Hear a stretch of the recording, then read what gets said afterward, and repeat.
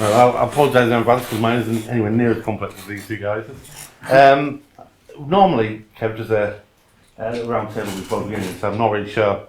I see the new few faces that I haven't seen here before, so I'm not really sure. What people know about Xamarin, or if they used Xamarin before or developed anything on Xamarin at all. Good, because part of it was an introduction to Xamarin, so I was able to help out a little bit from that point of view. So, my name's Criticals. I thought, since we do a round table anyway, so there's a little bit about me there. I'm technical director at Headland, which is a full service agency in Leeds, and have been for 20 years. We're a full stack agency of 7 clients. So Santander is our biggest client. Alton Towers, Metro. The Metro is the bus and train service that's in Leeds. It's not the paper. As soon as you say that, that's what everyone thinks. Machine Mart and any others. We've built all the websites. We've done all the e-commerce for Machine Mart and for Santander at the time. So I actually built the HMRC self-assessment tax. If you have paid that up until 2 years ago, you paid it on a system that I built. Sorry. It's not a great setup line, but because I'm married.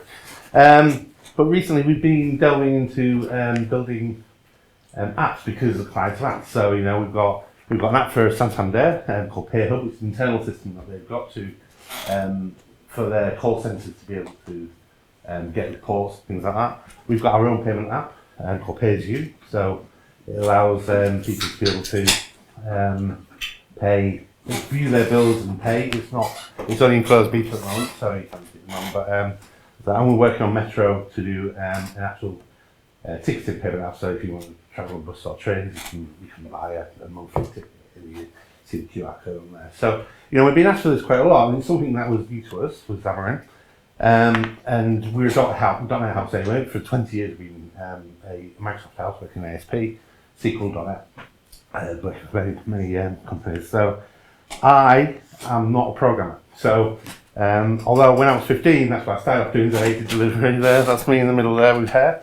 So I like to have straight as a disclaimer is that you guys are probably better programmers than I am. I've programmed for years, but now I don't do it. I've been doing project management for a long time. But when Kev asked me if I'd do a live and talk, I said stupidly yes. So I didn't know what to do it on. He said, well, are you working on anything right now? But actually, funny enough, because I've been dabbling, watching the team work in Xamarin, etc., I started doing it with my wife, which I'll come to potentially later. So I thought, well, I'll do that. But what I'm doing with my wife, as you'll see later, it's more of a simple interactive system that has objects which rotate and move about. Because she works for an autistic school, and for the children in the autistic school, that's kind of the activity they kind of like, and they couldn't get anything out of it. But we'll talk about that. So that's me. I used to be a programmer, I'm not anymore. But let's talk about Xamarin. So I don't know if any of you know what Xamarin is or why you'd use it, but basically, it's a framework based on .NET that allows you to make native cross-platform applications. So apps, so basically apps that are in the App Store for the Apple App Store or the Android Play Store. And it allows you to make apps run natively on your phones using .NET and C#. So, all the people out there that know .NET and C#, there should be no reason why you couldn't build an app. And you do that through Xamarin, which is fantastic. So if you were a C# or a .NET developer and you were asked to build an app, you've basically got 3 options. And the options are to build it natively. So on Android you'd be doing it in Java, and on iOS you'd either be doing it in Swift, which is a newer language, or Objective-C, which is a horrible language. And you smile there, you probably think so. And the benefits of that is that it's very fast, it's all native, everything is compiled directly to the phones themselves, to the operating system on the phones, of course. But it does mean you either need two development teams, or you need someone who can do both, which is rocket house, whatever it is, a proverbial, or like a chocolate teapot. But it does give you access to all the devices' functions. Every single one of them is available with the SDK immediately once they're available on the phones. There's another solution which is hybrid, but basically you write this once and it will work on pretty much any mobile phone without any changes at all. But the way it does it is it converts JavaScript and HTML.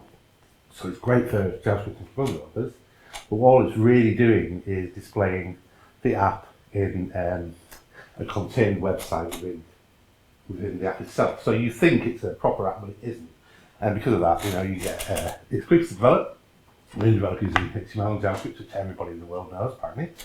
And it's unfortunately, while we're working on a thing, it is actually quite slow, and you can't do a lot of interactivity with it because different browsers on different phones run slower or faster depending on which one it is.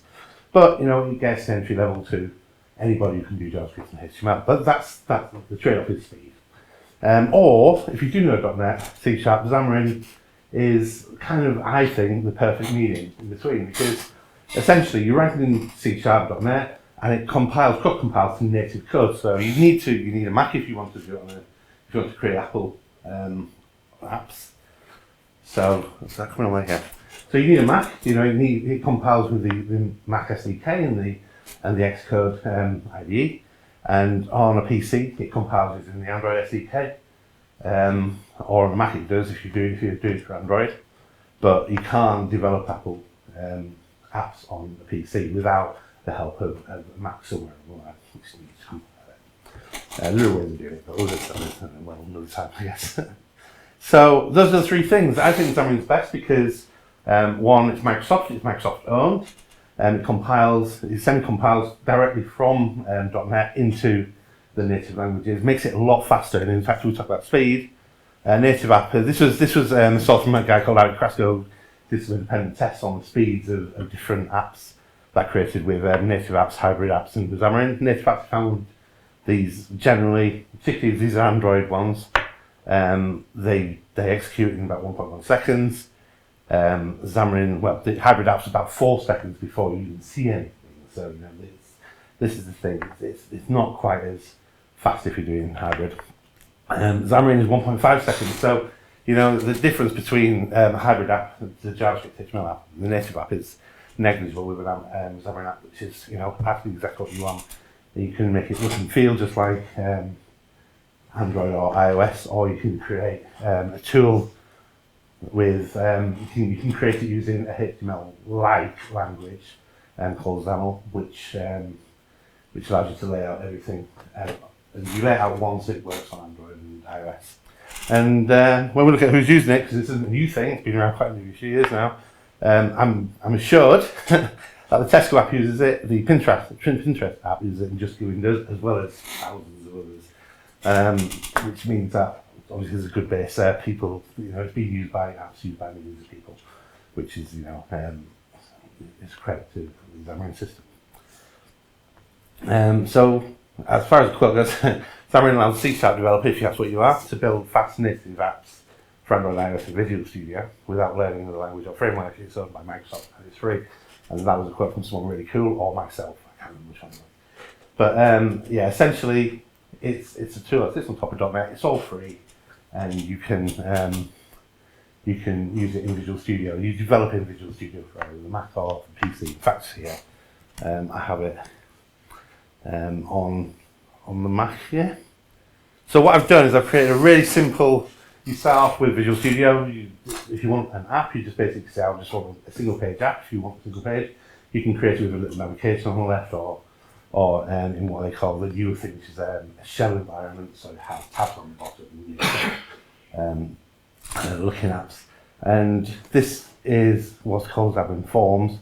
So we're actually marking up the page. So this is the first page. And we're marking this up in like a HTML style way.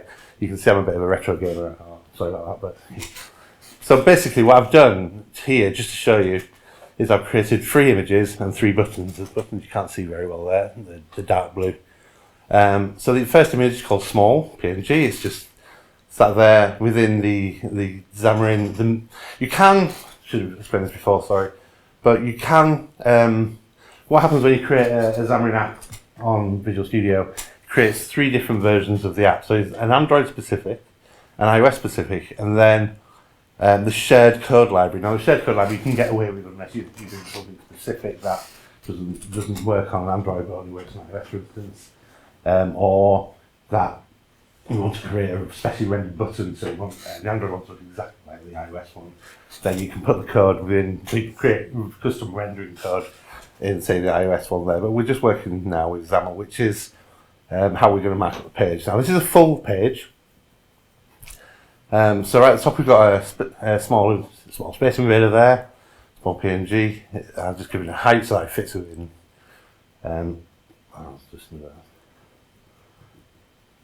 that. Height so it fits nicely within the phone screen without filling too much. And we've given it a name, a small invader. Put a button there which you can't see it, but it says move on it, and it's got a clicked event. So when you click it, it does that function. Now this is the markup page, so the code is that code behind on anything older than comma really. Okay, so we've got the medium invader there, same thing. We rotate and large invader. So the art of this app would be just to make these space invaders move. And the first one is going to move, and the second one is rotate, and the next one is to zoom. And these functions are built in. And we're doing them with images right now, but you can do them with anything. So it could be that it's a drop-down list, for instance, or an entry form. But you know, we're using images because it looks better. Okay.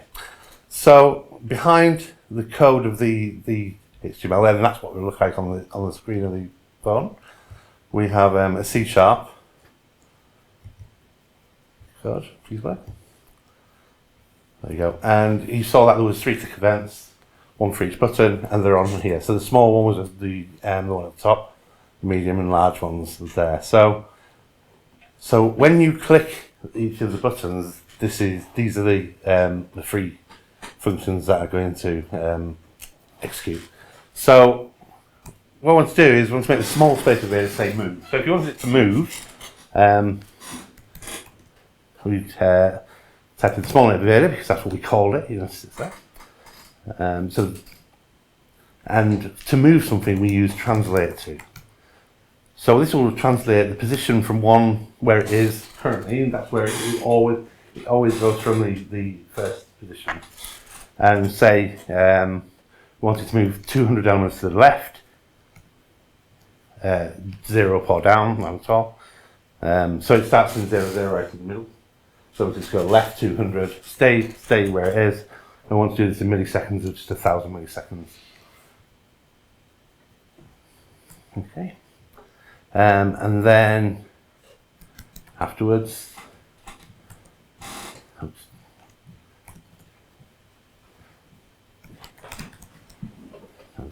so then we want it to go 200 to the right of where it originally was, because it's currently in the middle. So we go 200, 0 from before, and do that within 1,000 milliseconds, obviously a second. And then we want it to move back to its original position. You'll see in a second. So, oops. You missed a semicolon. So oh, I did, yes, sorry, thank you.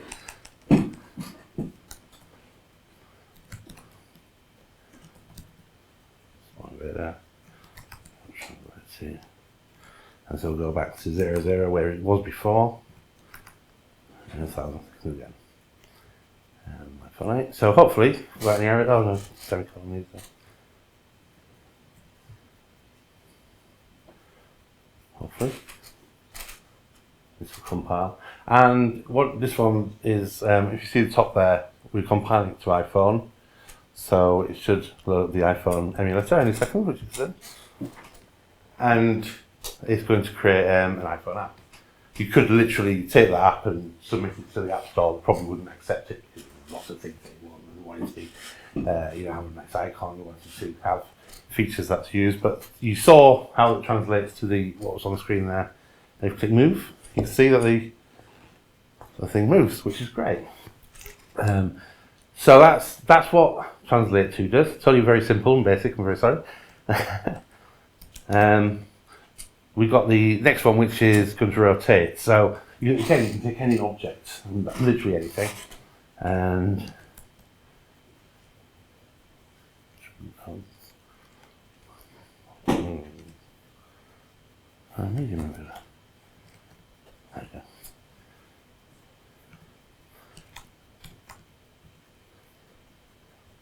rotate to, so from its original aspect we go 360 degrees and 1,000 milliseconds again, which obviously is a second.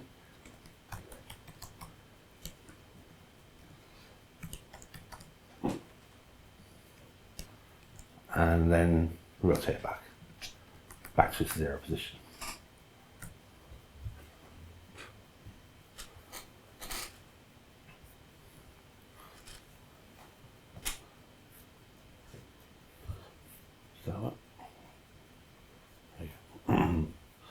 Okay, so we saw the first one. This one should just spin around on 360 degrees, because that's what we told it to, so it's being agreed by. And the last one is its ability to zoom objects. So I call it zoom, it's actually called scale to.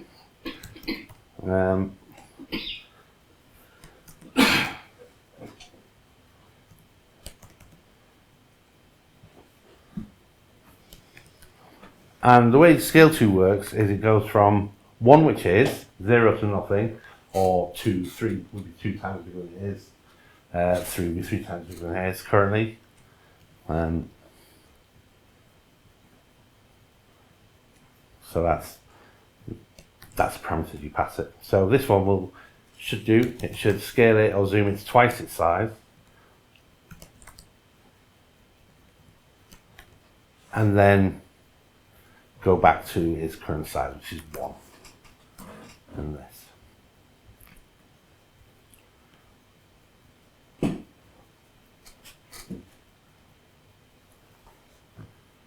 One of the beauties is we're running these in each async function. So let's try the zoom to go. So it goes twice times size, goes back to 1 time. But because they're async functions and they relate to the beginning, where it was at the beginning, you essentially can run them all at the same time, because it's not synchronous, it's not waiting for it to happen. It also means you can't break it from the point of the rotate. If you click rotate while it's still doing it, it might do something strange, but it will go back to its original position. That's saying if I click it a few times, it's slowed down, try to work out what to do, but it will go back to its original position. So, you won't break it by having to put any error check in there to make sure nobody can press it again or nobody can do it again. So, the beauty is I've used it on images, but it will literally work on absolutely anything. And the only reason that I've played with this before, and what you were saying before about talk about something that maybe you're doing, is because my wife works on a school with autistic children, and some of these children have 5 teachers to one child, and she's literally in her classroom there's 3 children and there's 15 teachers or something. But they grow strong bonds between them and the teachers, and there are obvious issues with learning. There's strong bonds, like I said. Even simple tasks. The children she tends to look after about 12-year-olds, 12 to 14, but they don't know the alphabet. There's lots of things that they're so clever in some things, they don't know their alphabets exactly. So they look for software to just help with alphabet, just something that would just go A, B, C, D, E, and let them interact and do things. But the problem is that most of the software that does that is too interactive. If you go backwards, it's going to go backwards in the alphabet, for instance, or they can just swipe through or click it off and it's done, and they can go back to the teacher and say, there you go, I've done it, something like that. And that's not what they wanted. They wanted something that would be familiar. So maybe the voices or the pictures on them are of the teachers they've bonded with, etc. And she just asked me to do this because obviously we've come up from some point and say, can we do you do that? Can you play with this? So I thought I would play, and that's where I learned the thing. Now, I haven't got it on here because the idea was that it would work on modest tablets, such as anything you could literally buy. Android was because obviously an iPad costs a fortune, and these are prone to breaking because the children, are prone to throwing them or, and they get a bit frustrated with them. Now, the version here is an earlier version of it, so it's only my wife on there. But essentially, what it does is it allows them to swipe screen and see the alphabet. No matter which way they do it, it will follow what they want to do, but it won't go backwards. So it won't go back to A if you go back, which is most of the software stuff it does. And there would be the voice of the person at the moment. I don't know, but it's the voice of me on there because this was a bit of a test one before. So I'll put some of my own voice. Also, the last thing they wanted was to be able to just swipe it all. So what happens is it waits and gives some sort of prompt to say you can now do it. So and then it'll move a little bit to say now you can move. So they have to give their whole attention to it. And as I say, they can't really do anything. They can choose the colours, they can choose the person, onto the team that they want to read out to them. But I just wanted to show you, why I was playing with the image things. Wasn't just messing about with images. But yeah, so essentially, Xamarin is fantastic when it comes to writing apps for either the Apple Store or the Play Store, and it's so easy to get into and have a play with that you wouldn't believe. It can take all your classes if you've got a website that logs into web services, and you've got login and it checks who you are and all the security around the web services, and you've got a bunch of classes on your website that does that. You can just copy them straight into this. Because it's all .net. Everything should work pretty much as standard. We were talking about earlier about how the configuration stuff works on Xamarin as well. So it's all plug and play. It's all just .net underneath it. But obviously you can manipulate objects. And that's pretty much it. Thanks very much. I hope that was alright.